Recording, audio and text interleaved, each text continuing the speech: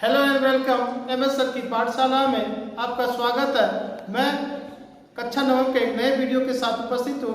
प्रश्नावली 2.1 के कुछ प्रश्न लेकर के आए हैं, उसको देखा जाए कैसे सॉल्व होगा, इसको समझेंगे। बोलता है निम्नलिखित व्यंजकों में कौन कौन एक चर में बहुपद है।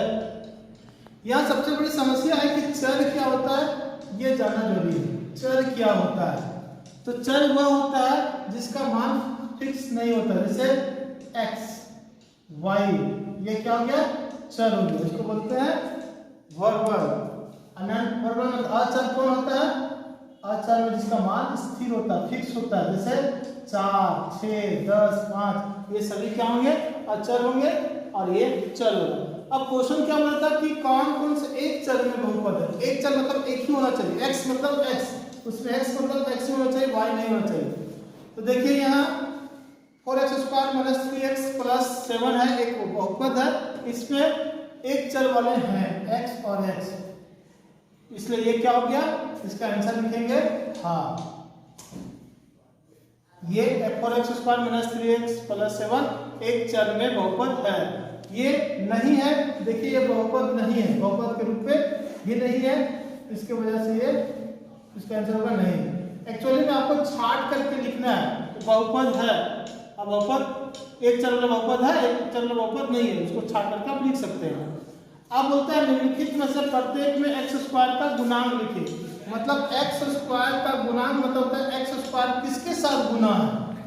तो ध्यान देंगे यहाँ इसमें मिला x स्क्वायर, इसमें भी मिला x स्क्वायर, सिर्फ x स्क्वायर का गुणांक ढूंढ रहा है, इसलिए आप x स्क्वायर ध्यान रखिएगा। x स्क्वायर के पहले यहाँ कोई पद तो नहीं लगा हुआ, कोई अंक कोई डिजिट तो नहीं है, तो क्या करेंगे? इसका लिखेंगे, हल करेंगे, लिखेंगे अतः x स्क्वायर का गुणांक, x स्क्वायर का गुणांक बराबर क्या होगा? x स्क्वायर किसी के साथ गुना नहीं है, लेकिन एक के साथ गुना है, इसका आंसर होगा 1। यहाँ उसी तरह लिखेंगे x स्क्वायर का गुणांक, x स्क्वायर का गुणांक क्या होगा? यहाँ भी 1 होगा, लेकिन यहाँ है इसमें माइनस लगा हुआ, इसमें प्लस लगा हुआ, यहाँ जगह -1। इसमें क्या होगा आप जान सकते हैं कि x स्क्वायर के साथ जो गुना है उसको लिखते हैं। मतलब x स्क्वायर के साथ जो गुना है, जो पद है, जो अंक है, जो भी होगा उसको लिख देना, यही आंसर होगा। बाकी प्रश्न आप सॉल्व कर लीजिएगा। ये वाला VVI मान लीजिए, ये बहुत बार एग्जाम में पूछा है।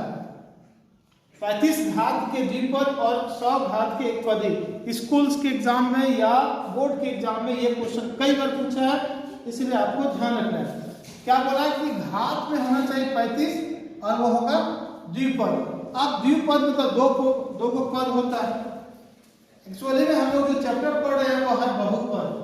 तो बहुपद क्या होता है? बहुत सारे पदों को मिलकर के x और y जब मिलता है तो पद बनता है। तो यहाँ पे क्या था? 35 घात के द्विपद, द्विपद मतलब 2 को होना चाहिए। तो आप लिख सकते हैं 4x के पावर 35 माइनस 3, 2, 4 कुछ भी लिख सकते हैं। मतलब सिर्फ ध्यान रखना कि 2 को पद होना चाहिए। 2 को पद हो गया और घात के रूप में 35 होगा। हो सकता है कि जो एनसीईआरटी की तरफ से जो बुक में आंसर होगा वो नहीं होगा, लेकिन वो आंसर लिख सकते हैं देख करके, या तो फिर आप ऐसा भी लिख सकते हैं अपनी मर्जी से। ऐसा कोई जरूरी नहीं कि वही ला। यहाँ 100 घात का एक पद ही, मतलब एक ही पद होना चाहिए।